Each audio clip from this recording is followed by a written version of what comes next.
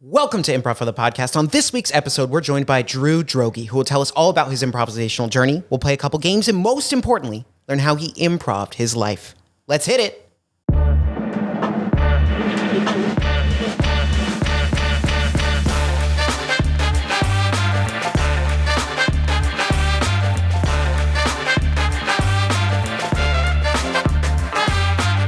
Welcome to Improv for the Podcast. I'm your host, Michael Lee Evans, and today we're joined by comedian, improviser, actor, writer, Drew Droege.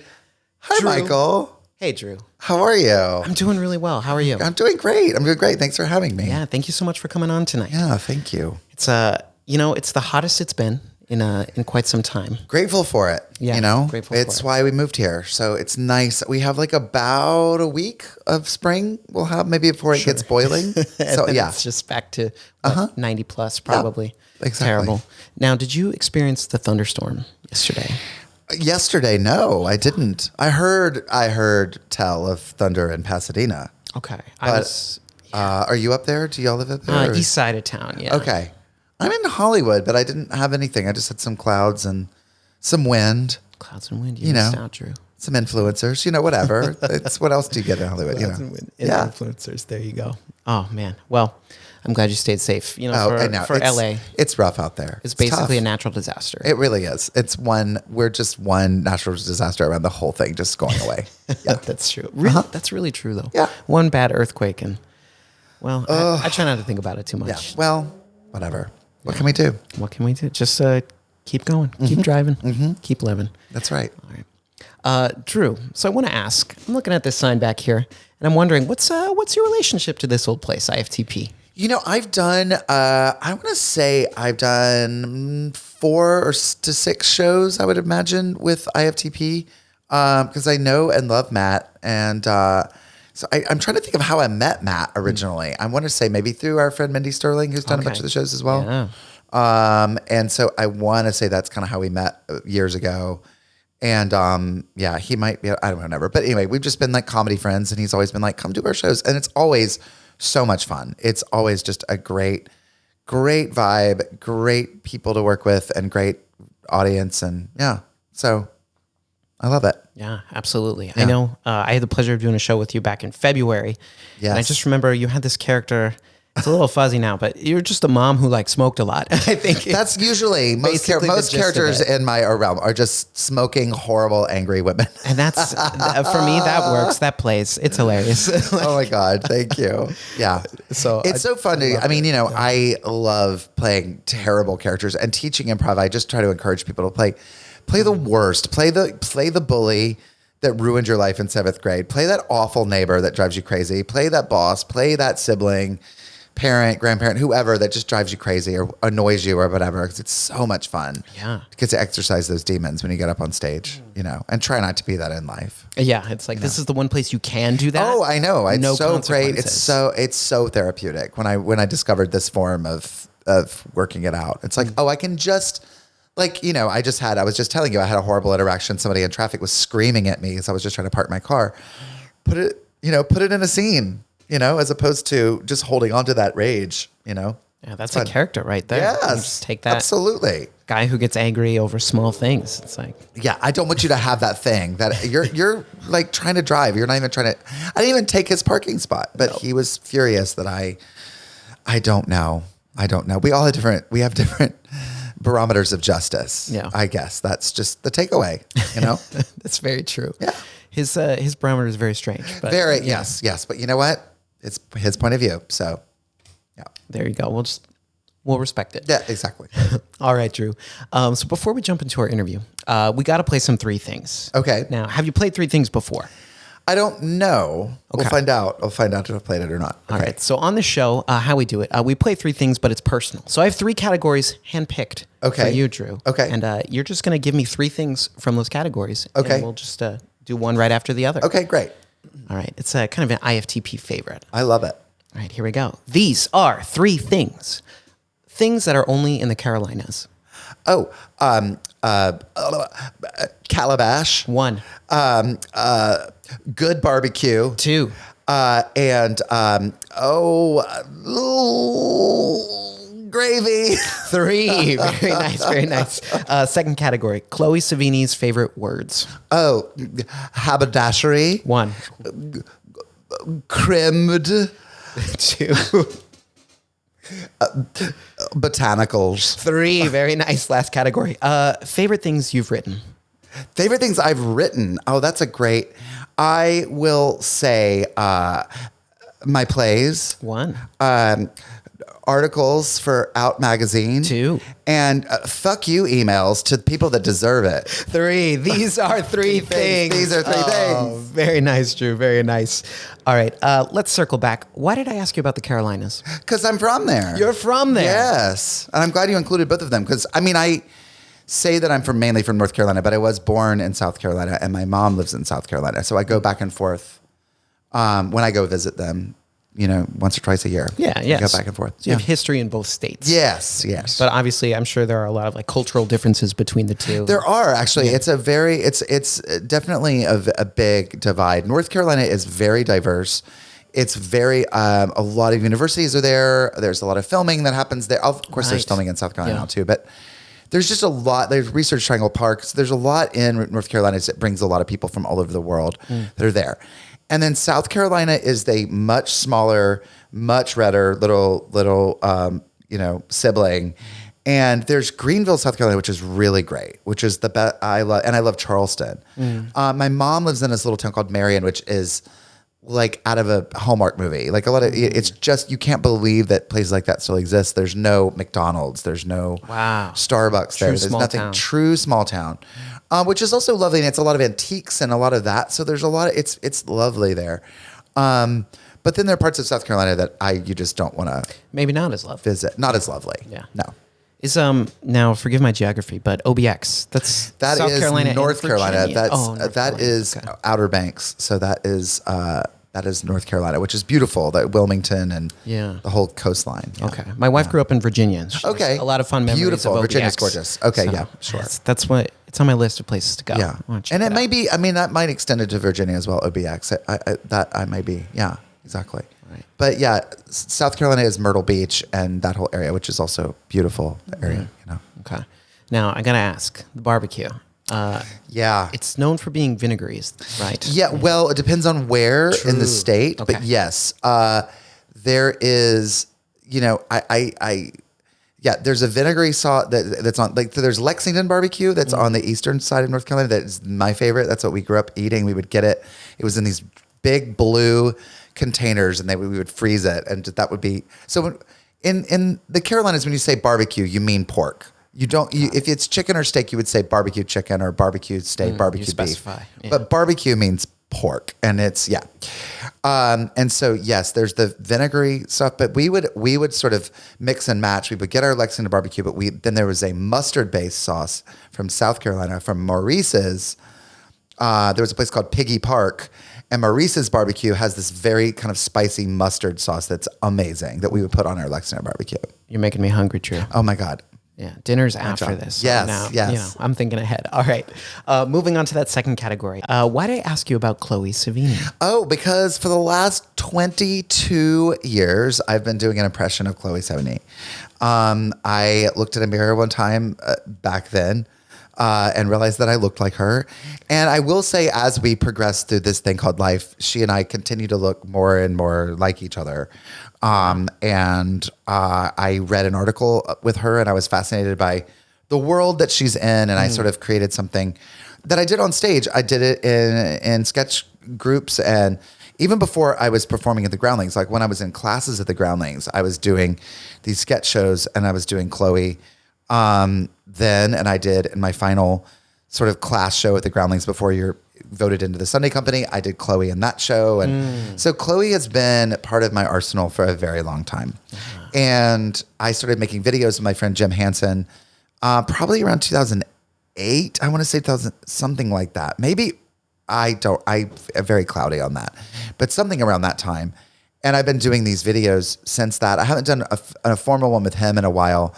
But I am, every now and then I have to put on the wig and do it and make appearance and, play Chloe. I just was always fascinated by, I feel like because growing up in small town North Carolina, I would always read about New York and LA and like these really hyper specific worlds of fashion and film, independent film, and really smart culture makers. And I felt so like I could tell you about barbecue, but I don't, I was fascinated by that world. And so she represented all of that to me, and it was sort of like an entree into that. And what's been so wild and fascinating is that it's sort of given me an entree into that. And a lot of people that I have met that way, and I've got invited to these things, and people think I know all about Louboutin or, Ermengeldo Zegna or whoever the hell. And I'm like, I know the names, but I really don't follow it. And, but hey, everybody's a nerd about something. And I think all characters are nerds about something. So it's good to be a nerd about fashion, if that's your thing, or barbecue, whatever. Yeah. Be a nerd. Why not both? Yeah. Why not both? And I think I think barbecue is way more interesting than fashion. I agree. I'm just gonna put it out there. You can't eat your suit. You cannot. You know what I mean? Yeah, and that's enough. That's all you need to say about that. Exactly. Right. Thank you for sharing. I did watch a number of those Chloe videos. I loved them. Oh, thank you. Hilarious. Thank you for watching The them. Toast video, Toast. The toast video, that was a great. it was a hit. That was a really fun one. Also, that helps with our friend Jen DM.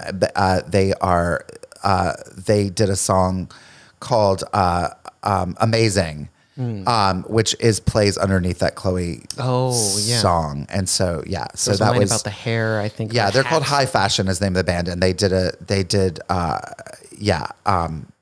that's, I think it helps that video so much because you hear that song, you're like, this song is amazing.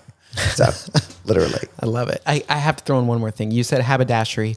Those don't exist anymore, do they? I know. There's You know not- what? Haberdashery is one of those words that you hear in improv a lot. Like people use it a lot. Like salve, people love to say that word in improv. It's their funny words, but you never use them in real life, and you don't even know. Absolutely not. So haberdashery is a hat store, I believe. Yes. Okay. With, I like, mean, hat it's also a maker, word hat that I store, kind of know, but so like, what's a milliner? That's like a hat. Yeah, that is another one. I'm Like not a sure. hat. Okay. And I only know that because of like Hello Dolly. That's There's why a I character. know it. Okay, Yeah. okay, great. Because Yeah. there's 'Cause Maddie of Hello Faye is a Dolly. milliner, and it's like, or Minnie Faye is a Minnie milliner, and it's like, Yeah, that's all the these only jobs that now have been replaced with Machines? machines. Yeah. I know. That's about it.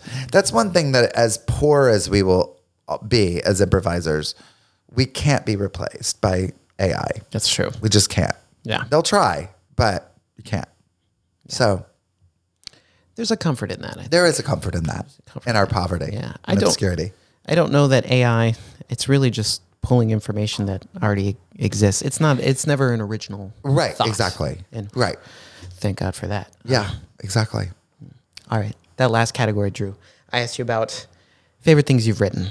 Oh, yeah. So I know you mentioned plays. Could you just talk about maybe one or two of those that you've Sure. written? I only have really 3 that I've done. Well, I wrote solo shows for a while, and then I considered the last 2 that I've done to be more plays because I play characters in them. So one that I wrote was called Bright Colors and Bold Patterns, and it was all about marriage equality. And it was now that gay people are allowed to be married and legally, honored, with marriages, we immediately feel this pressure to get married. And do we want that? Should we want that? And so I wrote that based on an invitation that I got to my dear friend's wedding when they asked the guests not to wear bright colors and bold patterns. And I put that in context of like, what if that was in a gay wedding, and what are we scrubbing from, what are we losing in our brightness and our boldness in order to fit in with mainstream society? So that all happened before a wedding in Palm Springs. So then I was like, oh, I should write another one that happens during a gay event. So I wrote a play called Happy Birthday, Doug, all about the anxiety that happens at a birthday party in Los Angeles and and I played 9 gay men at a party talking to Doug. And so that was what that was. And then I was like, all right, I've written a before play in Palm Springs, and I did a during play in LA. So I need to do after. So I always said I need to write a play that's after a funeral. But I just was like, I do have lots of connections to funerals and stuff, but not in terms of like gay culture. And I was like, I feel like I want to write about that, but I don't. So I was like, during COVID, I was reacquainted with the Hitchcock movie Rope. And I was like fascinated by it. And I was like, I just couldn't stop thinking about it. And I was like, oh, what if I did a murder? And so my new play that I've written is called Messy White Gaze. And it's all about it opens with two guys who are in a throuple and they're killing their third. And there's a dead body in the room and all these people come over for brunch. Wow. So it's a metaphor for kind of like what we do to each other. Also, all the characters are white and I wanted to write about race and our problematic situation that we're in as a country. And the only way I knew to really enter that conversation is to just sort of is to really, critique the culture that I'm in. And so I was like, gay white men have a lot of problems when it comes to feeling othered and feeling like they understand what it is like to be a BIPOC or a woman or a trans person. We love to go, oh, I understand because I'm gay. And it's like, well, maybe what if we don't understand? And what if we need to shut up? So I wanted to write a play about kind of monsters in our way. That's hopefully funny. So I'm working on that and I'm doing readings of that and trying to make that happen. But yeah, I've loved writing my own material. I've had to write my own stuff because the phone wasn't always ringing and doesn't always ring still for me. And so in terms of getting work, and it's a really nice calling card and just as a reminder of what we're here to do. And when you write your own material, it's when you're at your strongest and at your best. And also writing these things, I wasn't on a deadline. No one was paying me to write them. Nobody was telling me, giving me notes, this and that. I just got to write from my own truth and my heart and what made me, what made me laugh and what made me upset. And all of that was interesting to me. So it's exhausting and I hate it when I have to write. It's almost like having to clean my room, but I feel so satisfied even when I just go down and do a quick little rewrite or work on a tiny little thing. I feel very rewarded by it. Yeah. Yeah. Absolutely. Man, I want to see all of those. Oh my God, please. Yeah. One day when I'm really ambitious, I'll do them all in rep, but oof, we'll see. A lot of work. Yeah. Yeah. I was going to say, I think too, just with how you described your writing and your motives behind it, I think that's the purest form of the writing process. You're just doing it because you want to write it, right, without the pressures and distractions and expectations, which I think some of the best work can come from that. Oh yeah. And when, it's great when you're writing for hire and someone's paying you thing, but then they own you in that sense and they're giving you notes and they're saying this and that, or you have to write stuff that you really don't care about that much and you have to really, trick your brain into caring about it. And it's a lot of energy to write. I think writing and directing take a lot more energy for me than performing, than acting. I've always said I can act in something that I think is okay and we'll see what we can do. But I have to love it if I'm writing or directing it. You have to. Because it just takes so much out of you to do it otherwise. So, yeah. Amazing. Yeah. And I know, maybe we can plug it, but I know you have a reading for your play coming up next month. I do, in New York. Right? If you're in New York, April 7th, 8th, 9th at the Soho Playhouse, messywhitegaze.com and check it out. Yeah. Very exciting. Yeah. Very exciting. We're doing just readings now, hopefully to get the word out. So hopefully there'll be production later. All right. Something to keep an eye on. Yes. And hopefully something in Los Angeles. Yeah. Oh, I know. Yes, exactly. I know. Hopefully. Yeah. Because I'm lazy. No, don't get on a plane to come to this. For a reading? Oh, come on, Michael. Don't do it. All right. Well, thank you, Drew, for sharing. Yeah, of course. So we got to talk about some improv. Oh, let's do it. That's why we're here. Yes. So, Drew, I want you to think back to the first time in your life that maybe you learned about, saw, someone told you, they were like, hey, improv. Like just whenever that first time was, you learned about it. Yes. Or saw it or did I think probably the first time I learned about it was probably when I saw Whose Line on TV. I remember when that came on TV and it was pure magic to me. I thought those people were phenomenal. And how did they do that? And it was how when I look at magic, it's like, I thought like, oh, they're tricks and what is this? And the very first time I ever got to do it, I remember, when I was in high school, there was this summer program called Governor's School, and it was like a pre-college 6-week thing. And I went to college to be an English major, and so English was my like concentration. So I didn't do the plays there, but there was a night like a talent show, or like anybody can just get up and do improv. Ooh. And I got up and I had no idea what I was doing. And I remember grabbing props. I remember I grabbed a garden hose at one point. I don't remember what, but that's all I remember. But when you don't know the rules and you're not scared enough to care, like you're just like, you just think, oh my God, this is the greatest thing ever. I love this. I love doing it. I'm sure I was terrible because I was just up there just steamrolling and just Garden hose, going crazy who knows? with the garden hose. Who knows? So yeah, that was the first time I ever did it. I remember it would have been the summer right before my senior year in high school. And then in college, I ended up being a theater major, but we didn't have improv in our college at all. So I had never did it in college. And then I had read about the Groundlings, and I was sort of debating whether, do I move to New York? Do I move to LA? And I had friends both places, but I came out to LA and I saw a couple shows, and I remember going into the lobby and seeing a bunch of pictures of comedians that I just admired so much. And I had just seen this movie called Go. Do you know that movie with Sarah Polley and Tim Oliphant and all these people? It was I love Timothy Oliphant. It's a great Doug Liman movie. It's a fantastic movie. And there's a scene with this one person who has like maybe 3 lines, and I thought she was the funniest person I had ever seen. And I was like, I love her. I want to be able to do what she does. Just say 3. And I went into the Groundlings and I saw her picture on the wall in the Sunday Company. And her name was Melissa McCarthy. Oh. And I was like, I want to do that. Yeah, and so early career. she was, it was, I think maybe her first movie. And I was inspired at that. And then I first came out and saw a show, and I saw people like Jennifer Coolidge and Will Forte. And I saw these people who blew my brain apart, that I was like, oh my God, this is incredible. So I was very scared then, because I was old enough to know and be scared and move town. So I signed up for classes, and it took me forever to get through the program. I had to repeat a lot of classes. But it ended up being this wonderful place that I kind of come back to. And I had kind of a perfect, well, nothing's perfect, but I had a very, in looking back, I got to go through the whole program, and I did the Sunday Company for 1.5 years. And I was not put into the main company. And it was such a blessing in disguise for me, because at the time I was such a joiner, and I was so at every show, and I was so like, oh, Captain Groundling student. And I would have made it my entire life had I become a Groundling. I admire people who get into the main company and immediately diversify. It's very hard, because you spend years at the school, and then if you get selected to be in the company, you feel an obligation, and you feel like I've put so much of my life in this. This is my identity. And I was very bummed when I wasn't picked, and it sucked being told like, you're not, you're done. However, I was in a lucky position that I got just a few months later, I was being asked to come back and do shows, and then I got asked to come and teach.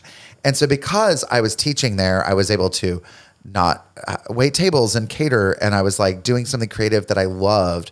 And I still teach there. So I've been teaching there for 18 years, off and on. Now I only teach about 1 or 2 classes a year, but I love going back there to teach and having a connection there. It also just keeps me involved there. So when I run into people, they go, hey, come do the show this weekend. So I still get to pop in and do, my face is still there. So I get to still do the improv shows, but I don't have to vote on people. I don't have to tell people, I don't have to go behind a closed. I can imagine how hard it is for people in that company to have to make decisions, and it's creative stuff. And you're like, everyone's good at a certain level. And so I never wanted to do that. I was given a great platform. I met so many great people, and then I was let go, and it made me go to UCB. It made me go do a lot of underground shows. I did shows anywhere that would have me.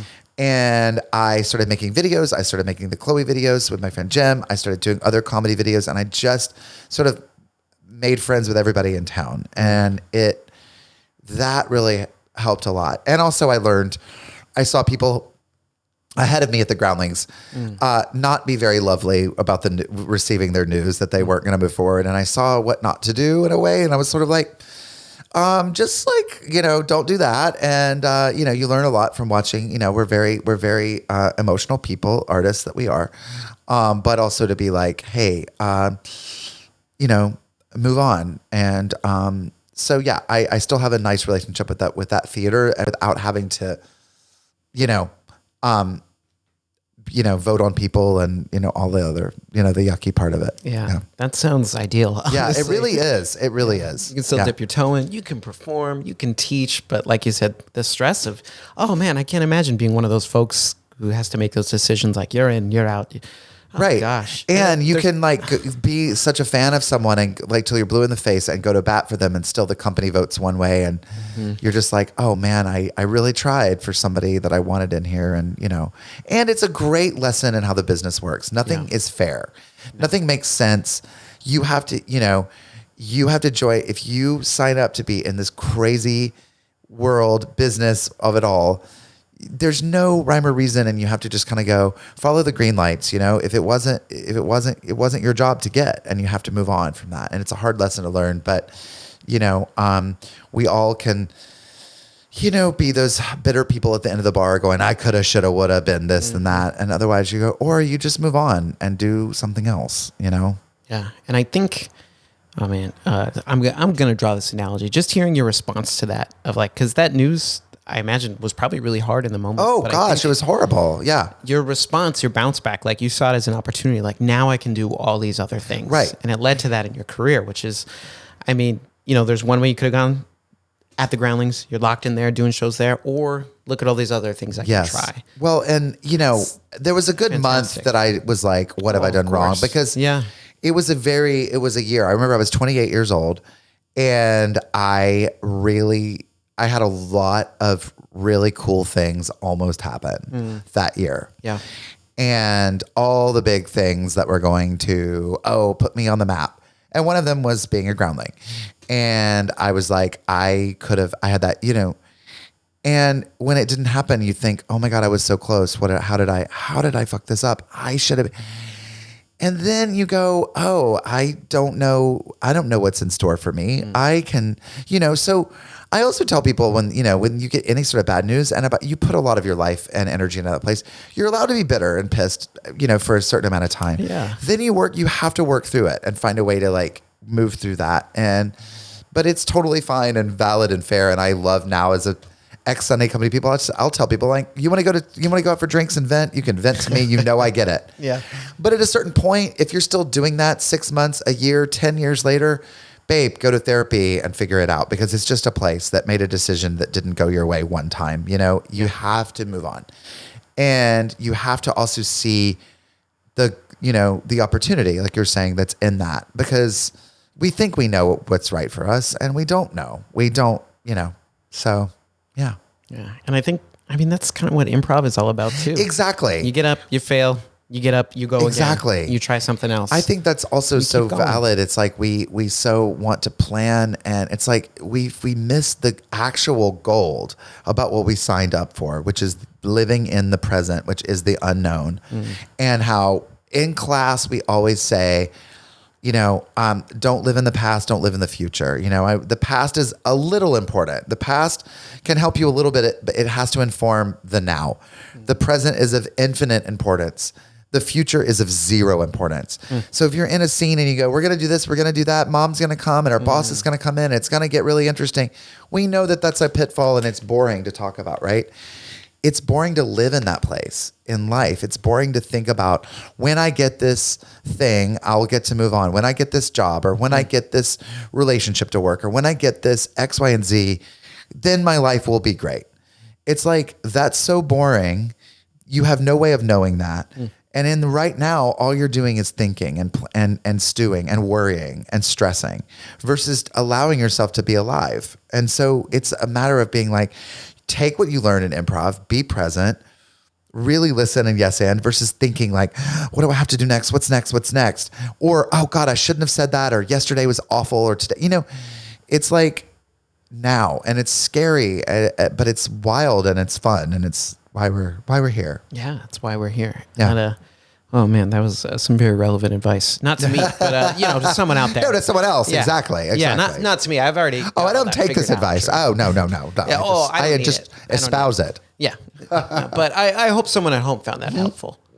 Sure. Yeah, of course. Right. Well, I know right now we're coming up. You teach character classes at the Groundlings, right?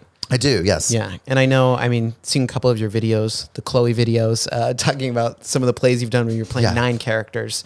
To me, I kind of see you as an expert on character. Oh, well, thank you. Yeah. I found characters or when I was able to actually do improv well because I wasn't limited to my own experience.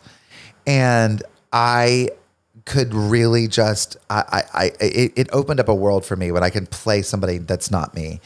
And then I really had to kind of come back to like, when I started doing solo shows, my first 3 solo shows I did were me just as Drew with stories that I've had and whatever. And it was terrifying to get on stage and be myself and be vulnerable and to go 5-10 minutes without a laugh and without an expectation for one and be like, oh, wow, just be alive and be in the moment right now. But I will say still when I get to do improv and I get to play characters, there's a strength in that. I'm not worried. I don't worry about being polite. I don't worry about saying the right thing. I don't worry about being smart or clever or anything. I'm just this person and this person's just going to say and do whatever he or she's going to say or do. And it is really freeing for me in that way. Mm-hmm. And I'm also fascinated by people. I love just watching people and like human behavior. And, you know, it's really great. I always enjoy, I encourage people to be alone because you really find, you know, when you're out, like go take yourself out to eat and just sort of like put your phone away and just sort of watch people. You do look like a complete psychopath now when you're sitting by yourself without a phone. Which is crazy. You know, and people are like, what is that person? What is that weird man doing over there watching people? Oh no. Yeah. But you really do get a great sense, you know, except jury duty, you know, go in and like all those people, you know, just like go to your jury summons and just like watch people and be like, what is it like to be that person, you know? And that's just what I encourage people to do. And also I encourage people to like tap into, like I think I was saying earlier, like who pisses you off, who annoys you, because that is your take on the world. Like someone who bends over backwards to be a people pleaser. Does that drive you crazy? Then play somebody like that. So it's just, sometimes it's just like getting people to kind of, it helps you sort of explore, not necessarily like, I think it's dangerous to say, what do you think is funny? And because I think that where people get into ideas and they go, well, I think this thing is, you know, it is trickier, I think, versus like who inspires you when you go through the world? Who is that person that, you know, the neighbor that you have to hear every time. If you live in an apartment, you always have to hear this person and what are they talking about and what is their life and them walking through the world and, you know, and that's just what makes, I think, acting and writing so fun is just sort of like you get to sort of dip in and to a whole different energy, you know? Yeah. When I teach the sketch class here at IMPROV-ed. Oh, great. Oh, great. One of our first assignments is I just send folks out. I'm like, go to a public place, observe, even if it's just 30 minutes. Yes, that's awesome. Because you're going to find something. If it's a tick, you know, an attitude, a behavior, whatever you see. Absolutely. It's like such a great place to start. Well, and that's the thing, like, you know, you don't have to follow, I tell people, I'm like, don't follow people around. Like, it's super creepy. Don't but also just be inspired by one thing you see from people because small. Because the person is a 3-dimensional human being. They contain multitudes. Sometimes maybe the more you study them, the more complicated it gets. But what is one thing about them, or that one thing you overhear? You know, I remember years ago walking by and I overheard a woman go, "It's okay, I'm used to it." And I was like, ew, what if that just like clouded everything? Yeah. Like you're just a walking doormat. Yeah. I'm used to it. Terrible things always happen to me. And I'm like, maybe this person is not living in that, hopefully not living in that space all the time. Not. But you get to play a character who is in that sort of Ziggy Eeyore place of just like, oh, I know the world's awful and it's my fault, you know, or whatever. Yeah. And it's so fun to sort of be like, what if that just was the veil that you wore over everything? You saw the world through that. Yeah. Yeah. And where do we see this person? What are they experiencing? Absolutely. What bad news is coming their way? Right. Or even when they get good news, how are they going to react to it in that way of like, well, it won't be for long, you know, or whatever, you know? Yeah. It's your birthday. Yeah. Oh, not tomorrow. Again. Right. Yeah, exactly. Every year. I want to see that. See? Exactly. Write it, Drew. Write it. Exactly. Done. Yeah. So thinking about, I know you're not just an improviser. I mean, we've talked about your writing a little bit. You're also an actor. So I'm curious, how do you think improv kind of influences, I guess, your other pursuits? Oh yeah. It's funny. I don't often improvise a lot. A lot of times the kind of roles and the things and doing a lot of comedy, a lot of times they'll go or just say whatever. Yeah. Or they'll go, oh, we can keep going. You can keep improvising after. And sometimes it's really useful, but other times I'd rather just do the script because I feel like I hate watching things and I see where the script ends and the improv takes over. And sometimes it's a little bit like, and other times I want to be like, I don't want to write your script for you. I'm going to do what you wrote. But what it really helped me with was listening, like as an actor. So it's not about just like saying something clever or saying something funny, but really helped me be a hyper listener and react based on how you just said or just did something versus how I thought ahead of time. And I used to think acting was a lot more boring in the sense that you would just read your stuff and you would plan out how you were going to say every line and you had it all kind of ready to go. And you just walk into a space and just like dump out the bottle that you've prepared. And it's like, no, it's like really like you kind of have to like learn your lines. And then I don't know how this is going to go. It's based on how you're going to say it. And ideally, I'm going to change based on how you're talking. And so it helped with that a lot. Yeah. It also helped me a lot in life with listening and in social situations and just sort of yes-anding people at parties. Cause I used to be like, I don't know what to talk about. I have anxiety. Yeah. And I'm like, just listen to what they said and yes-and them. People will find you. People will love you if you yes-and them because you're making it all about them. And they're going to talk about something. You just go, yes, and. And they're like, wow, Michael was such a fascinating person. And you're like, all I was doing was just yes-anding you. And it just keeps the conversation going. And I don't need to talk about myself all the time or what I wanted to talk about here. But it definitely helped with all of that stuff for sure. And then just with writing for sure, I sort of, again, I think about when I write characters, it's sort of in that space of I sort of just let myself sort of just improvise as them and like think, how would they say that? And sometimes I'll write as fast as I can. Like I like to handwrite sometimes without letting myself scribble through things. Yeah. Or else sometimes I'll do it on the laptop and just not hit delete and just kind of like write. And then the next day go back and read it and edit. But just be like, what if I'm just spewing as this person without thinking too hard and trying to think about like what would be funny or interesting. Sometimes just let your person vomit. No filters. And put it on the page. And then you can go back in and edit later. So yeah. I like that. And I think definitely your approach with acting. I think that's a common misconception people have. You memorize it. This is how you're going to say those lines every time. Yes. I did an acting program in college. I think I used to think that. Yes. It's like I have my beats for the scene. Right, because they kind of train you that way to like write it all out and you beat out your script and you kind of go, to engage, to what is your objective? To circumnavigate, or I don't remember what were the actions were all like to jostle or blank. whatever. Whatever. The actions. And I remember that and I'm also like, that's helpful. Yeah. And I remember doing that for class, but you just don't always know sometimes. And also, it cuts off a lot of opportunities too. Yeah. And there's sometimes too.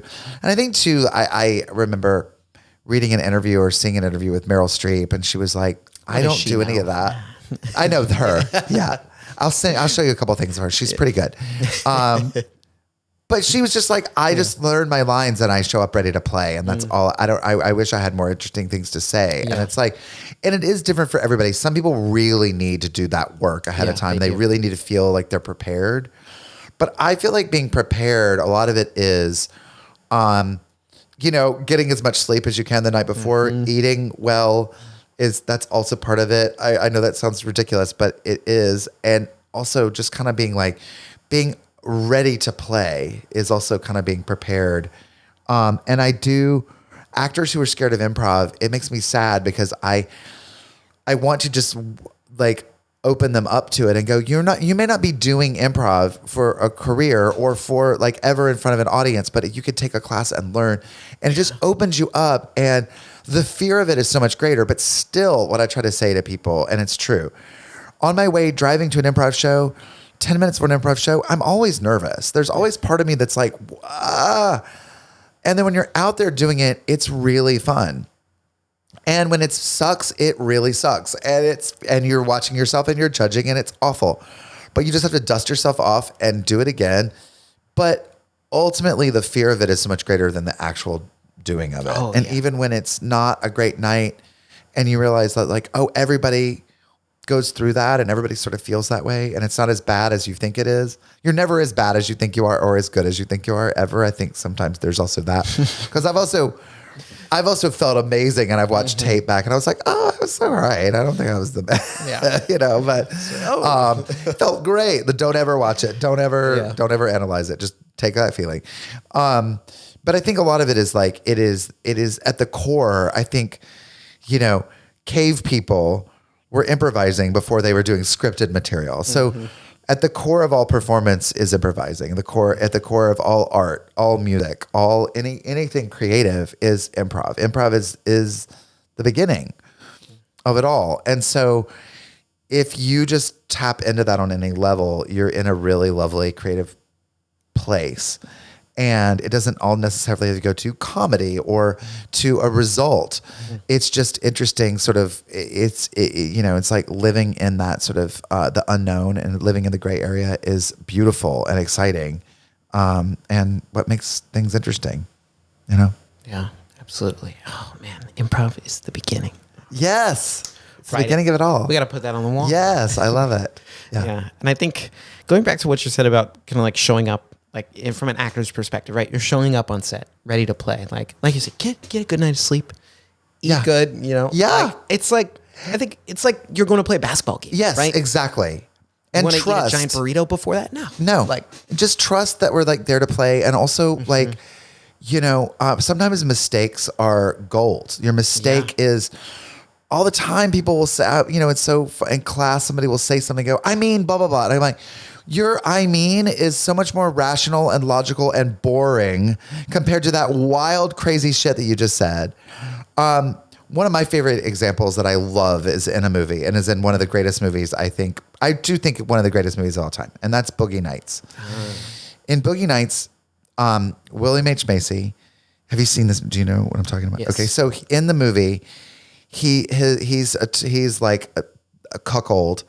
His wife, Nina Hartley, is openly having sex with guys in front and just humiliating him.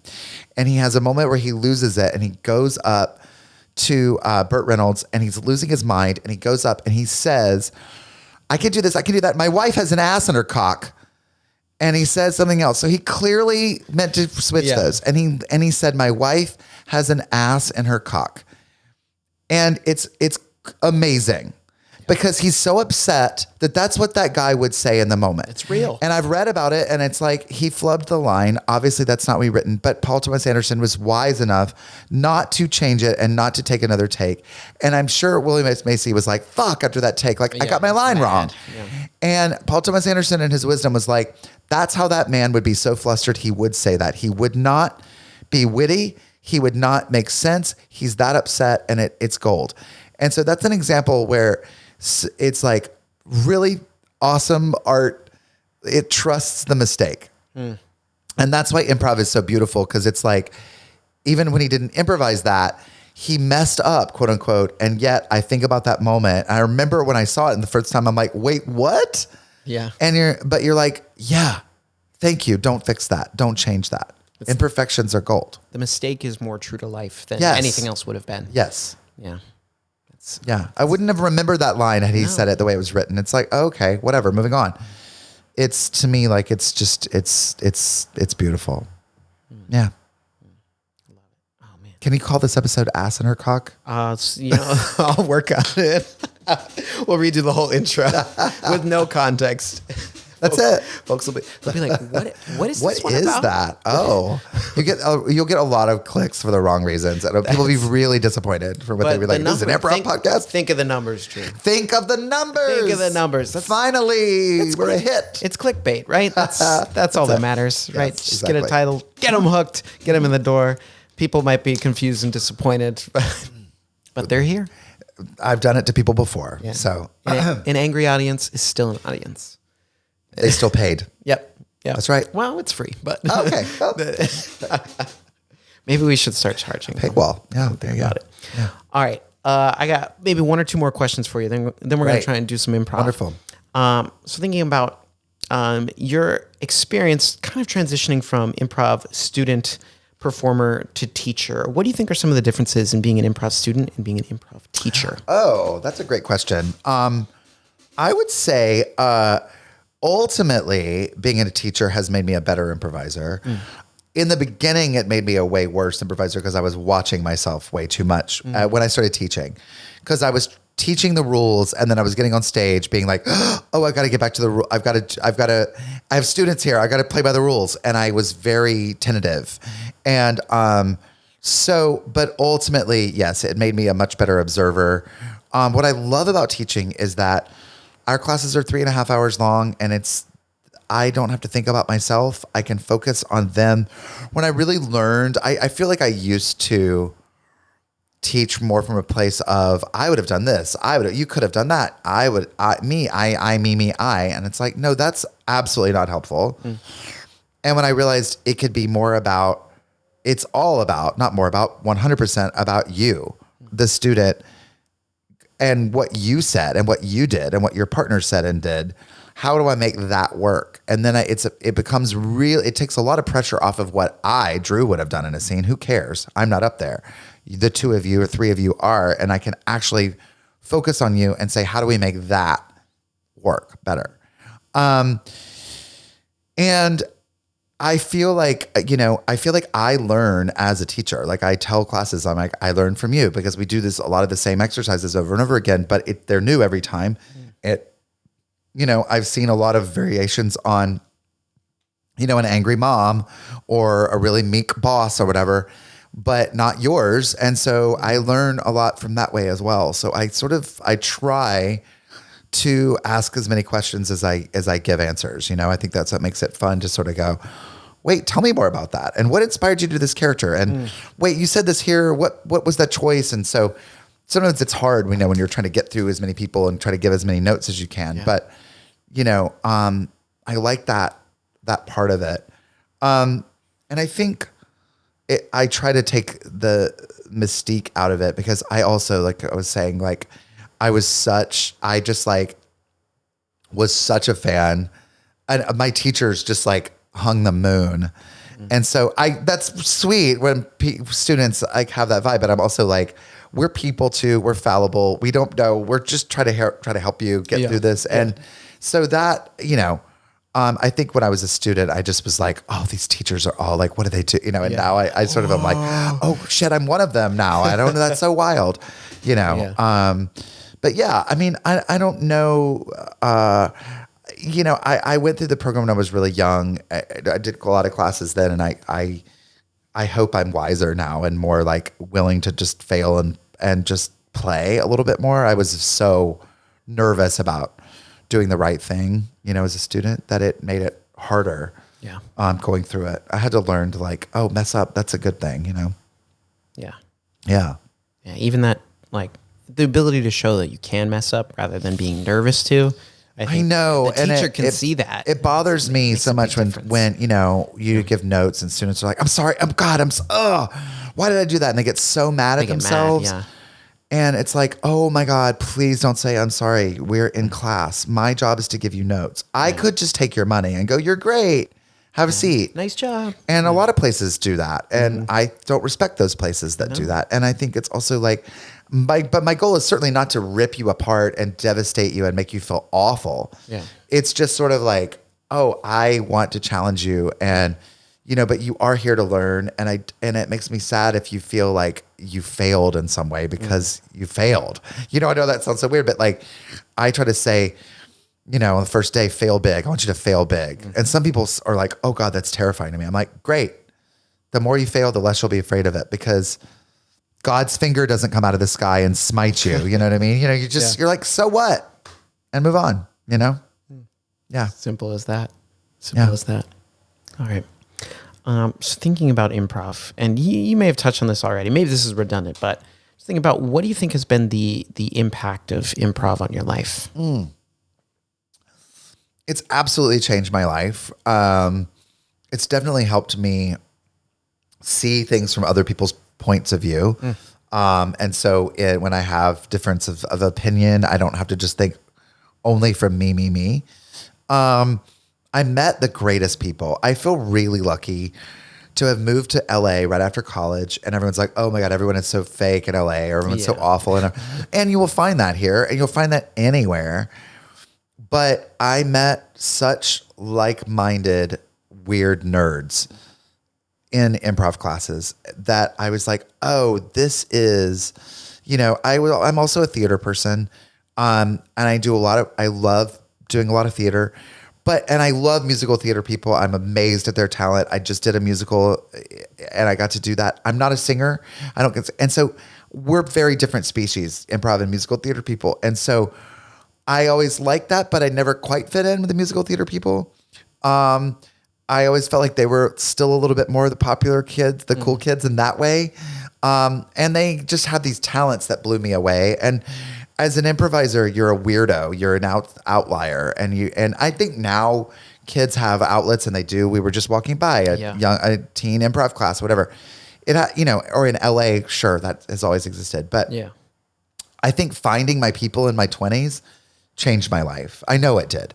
And I met people who were out here trying to just make things work and struggling. And I met just amazing creators and friends and people that I'll know the rest of my life.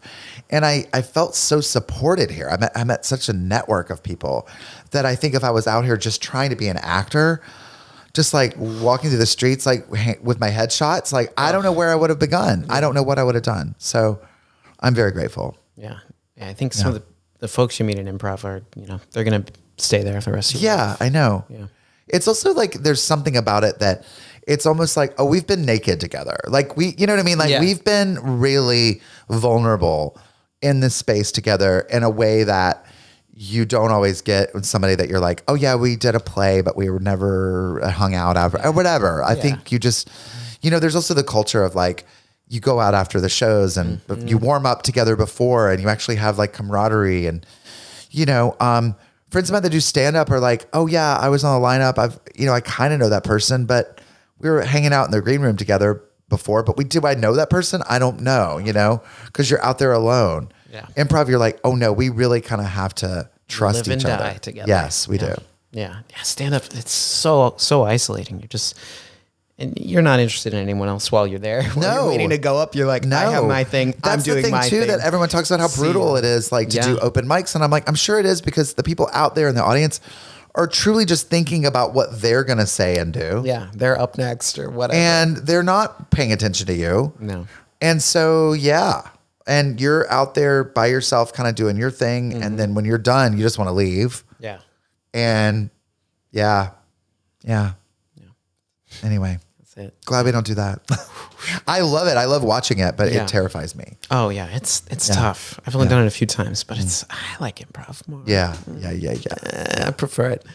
All right, last question for you, Drew. Yeah.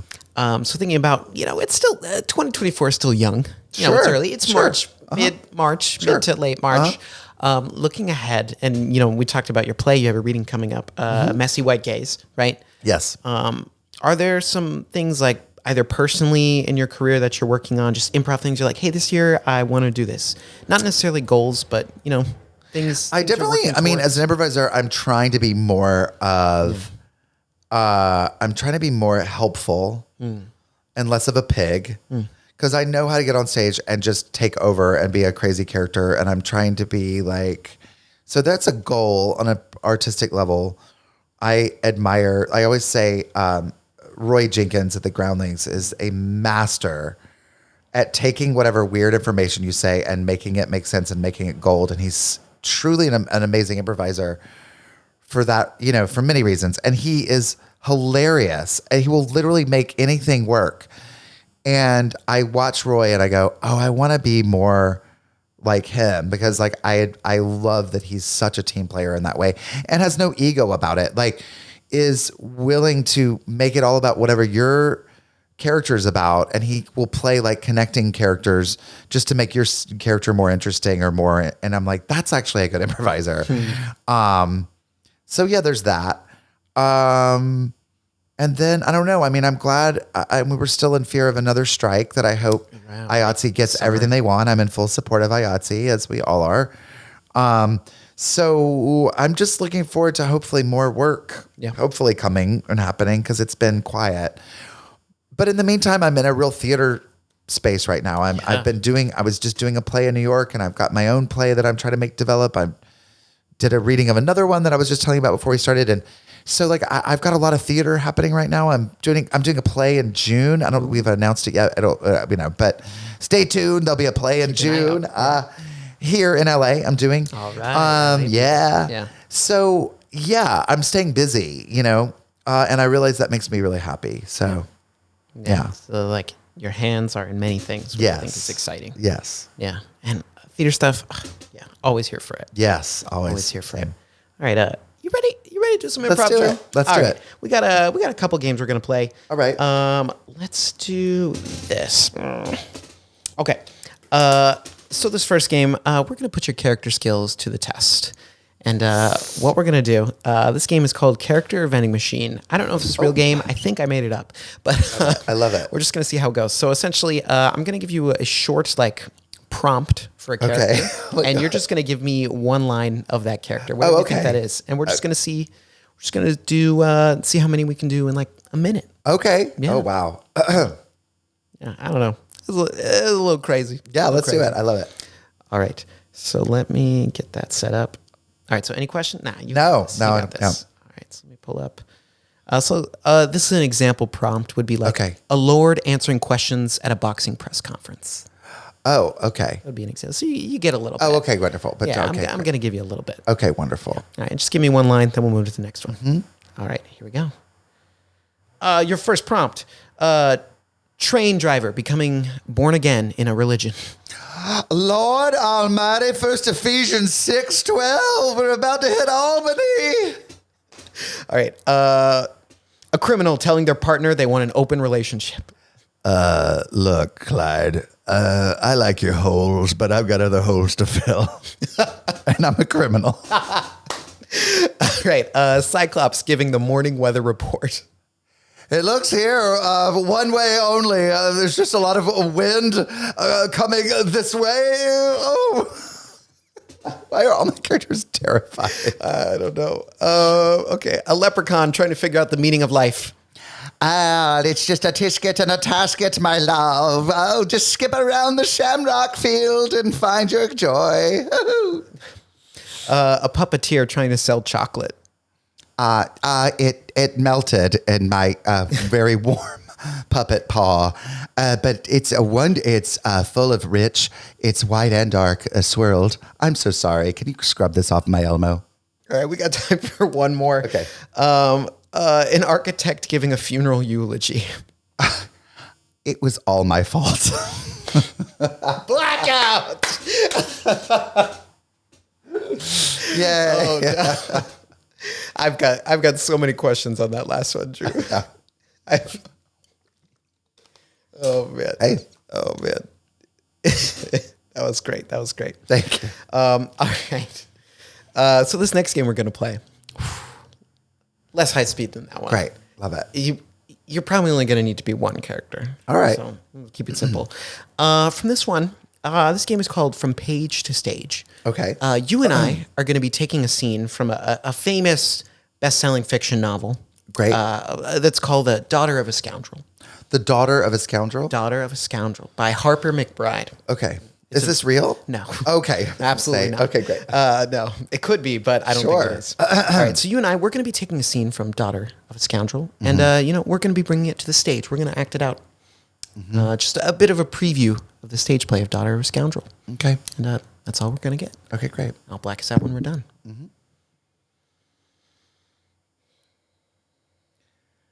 So, Dad, they only gave me 5 minutes. The guard's really frustrating today. But I brought you your favorite whistle.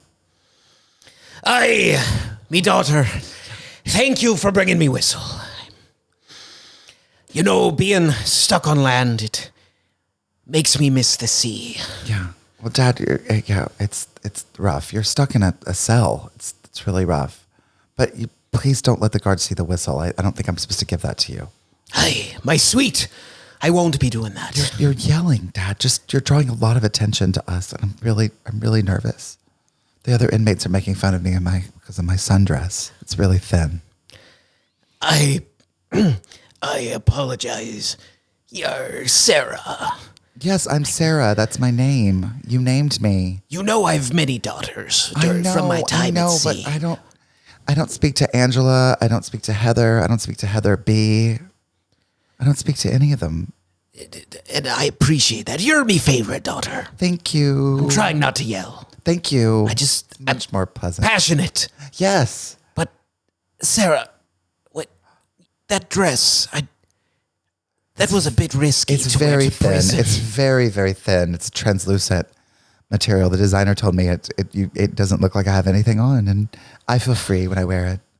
Is this, you're spending all my galleons on fine silks and linens, aren't you? Yes. Well, thank you for the galleons. I never need to work again. I could have used those to pay my bail. Oh, well, Dad, it's just so much easier now with you having did all the crimes that you did, all that insider trading. You're right. Everything that you did, and now I can just be free. You're right, and it's 1954. It is. A woman shouldn't have opinions or any sort of job or any sort of responsibility. You're right, Sarah. I am glad that you're taken care of, and while I rot away as now a landlubber, I'm happy that you can live the life I never had, one free of work. It's wonderful. I just wander the streets in my clear attire and just take whatever happens to me. That's beautiful. And I love it. You're the only kid of all my kids, Sarah, of many that I have, that you're the only one that comes to visit. Oh, I know. I know I come a lot. Thank you. The guard was like, you again. I don't really have anything else going on other than my late night adventures. That's all right. I don't want you employed. Thank you. I don't want you. And I have no prospects for marriage. That's fine. I'm a deep 42. I never got married, Sarah. See? And you're doing, Well, yeah. Look, if there's one thing I hope to do as a father in all my crimes, it's to provide a better life for me kids than I ever had. And you have. It's wonderful. I have. What's engraved on that whistle? Oh. I've always been too scared to ask, and I can't read. That's all right, sir. You don't need reading. You've got galleons. Thank you, my galleons. You're above reading. I know. And you know what? I can't. Stop it. Stop looking at me. Would you tell that growling gentleman to stop looking at me and rubbing his paws together? Oh, that's we just call him Dog. Dog, stop growling at me, daughter. Oh, he listens to you. He respects you. Oh, good boy. He's a sweet lad. It's Sarah. We hang out in the yard. Sarah, 2 H's. Thank you. During my 2 hours of mandatory outdoor time, I hang out with Dog. You have mandatory outdoor time. We do. Oh, that explains your very burnt skin. Something about the vitamins from the sun. Oh. Of course. 2 hours is a lot. Dad. I've got quite leathery skin from my time at sea. You should ask them for some cream. Oh, you need some skin cream. It's your skin is flailing off. Sarah, it doesn't matter if I look like an old prune. Oh. It's all right. I know. I'll be the pretty one. Yes, for me. That's why you don't need reading. Down, Dog. Good. Down. Oh. Blackout. Okay. I think we're gonna sell out opening night. I hope so. Yeah. I hope so. Yeah. The scoundrel's daughter. The scoundrel's daughter. Well, it's great because we can have other scenes where she tries to find the mother. Yeah. We have Dog now that can come in, and between you and What's Father. going on with Dog? Yeah. Such a story there. I don't know. I don't know. These poor illiterate people that make bad decisions. Yeah. Yeah. Illiterate folks. It's rough. Pirates, dying breed. Yep. There's Exactly. not too many left. I'm glly you said landlubber. That also made me really happy. Oh yeah. Well, that's one of my favorite pirate pieces. Landlubber. Yeah. All right. Well, Drew, I think we got time for one more game. Great. It's gonna be a quick one. This game is called Unlikely Press Conference. Oh, fun. And Okay. you're gonna be, just kind of a regular Joe, but you're holding a press conference. You're a mailman. And Okay. for some reason, you've called this press conference. We're going to find out why. Okay. I'll be acting as the press. You'll play the mailman. And, we've got some questions for you. Okay, great. All right. And I'll black us out when we're done. All right, great. All right, everyone, settle down, please. Please calm yourselves. This is a civilized, family-based community meeting. As you all know, I am Floyd Pampers, and I am that's not Pampers. It's spelled the same way, but it's pronounced Pimpers. And, it's important to have our mail spelled correctly.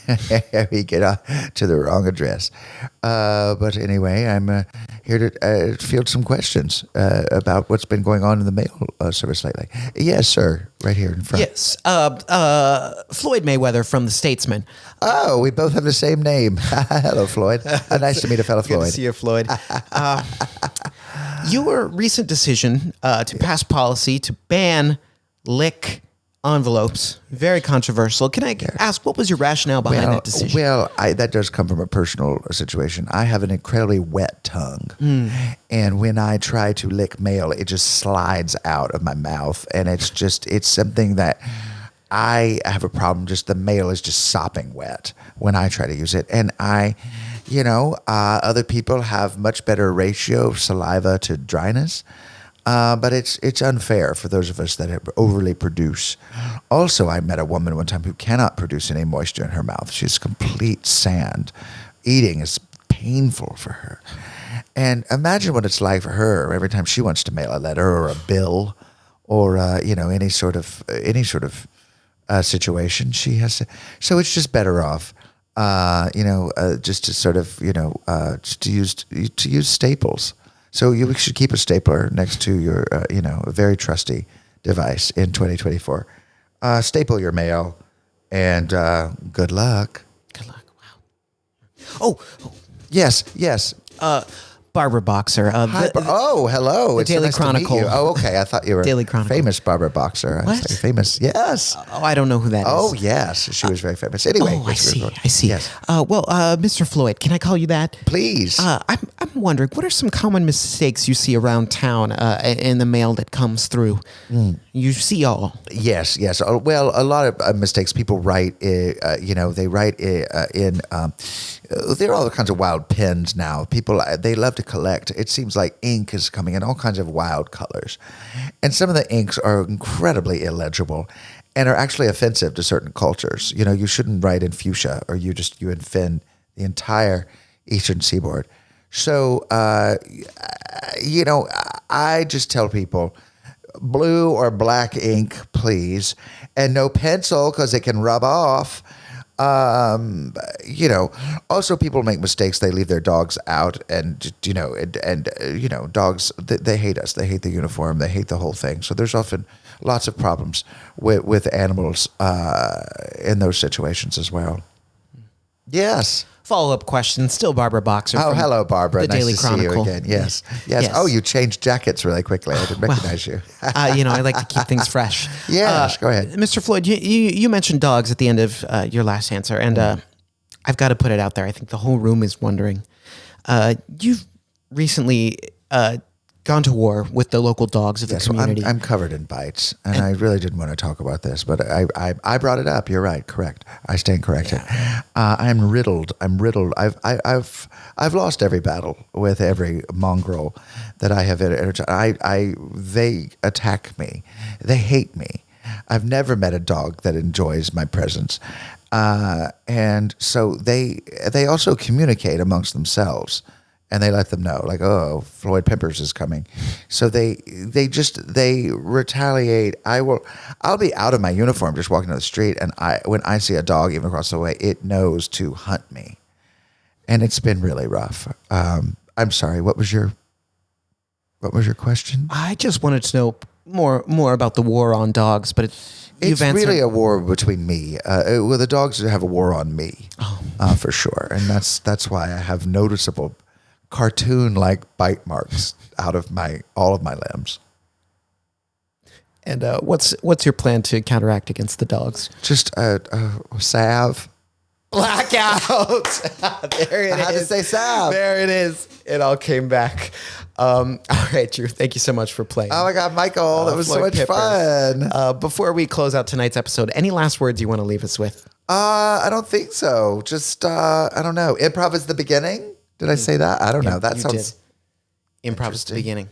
Yeah. Is the beginning. And my wife's got a cock in her ass. I don't know. That's it. That's all I wasn't planning on talking about that, but hey, the joy. Improv is the beginning. Yes, exactly. All right. Well, thank you so much to Drew Droege for coming on Improv for the podcast. As always, you can find us anywhere there's podcasts, even YouTube. And with that, we'll be back next week with another episode. But until then, we'll see you next time. Improv for the podcast was created by Matt Moore and Michael Lee Evans. Edited and produced by Michael Lee Evans. And finally, presented by Improv for the People. Interested in more IFTP? You can visit us at improvforthepeople.com or on our socials, such as Instagram, TikTok, Twitter, and YouTube. Remember, new episodes are released weekly. Thank you for listening. We'll see you next time.